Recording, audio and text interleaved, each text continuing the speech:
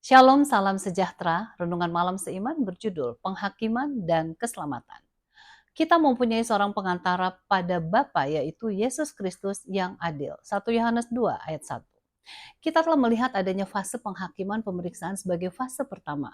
Apakah penghakiman pemeriksaan itu membahayakan orang-orang yang percaya kepada Yesus Kristus? Tidak sama sekali.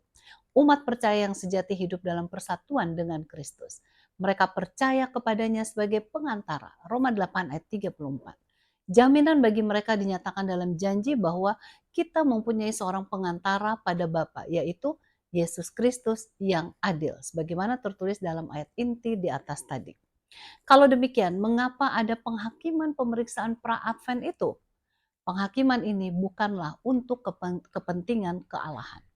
Hal ini terutama demi kepentingan alam semesta untuk menjawab tuduhan-tuduhan yang telah dilontarkan iblis serta memberikan jaminan kepada makhluk yang telah jatuh ke dalam dosa bahwa Allah mengizinkan orang masuk dalam kerajaannya itu hanyalah orang-orang yang benar-benar bertobat. Demikianlah Tuhan membuka kitab-kitab catatan untuk mengadakan penelitian yang tidak memihak. Daniel 7 ayat 9 dan 10. Makhluk manusia dikelompokkan dalam 3 golongan yang disebutkan berikut ini. Yang pertama, orang jahat yang menolak hak dan kuasa Tuhan. Yang kedua, umat percaya yang sejati, yang berharap di dalam jasa Kristus melalui iman, serta hidup sesuai dengan hukum Tuhan. Dan yang ketiga, orang yang kelihatannya seperti umat percaya yang sejati padahal tidak. Makhluk yang tidak berdosa dengan mudah mengenal golongan yang pertama. Akan tetapi siapa yang boleh dikatakan orang beriman yang sejati dan yang tidak?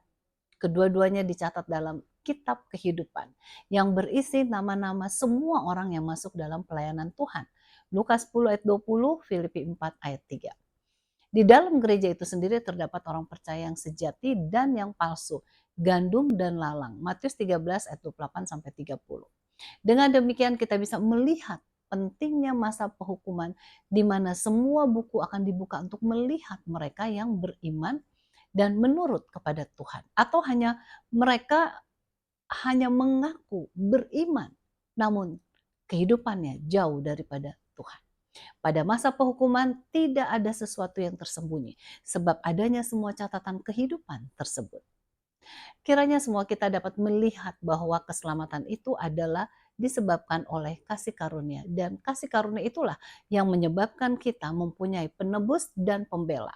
Sehingga penghakiman adalah saat kita melihat keselamatan adalah suatu kenyataan. Tuhan Yesus memberkati.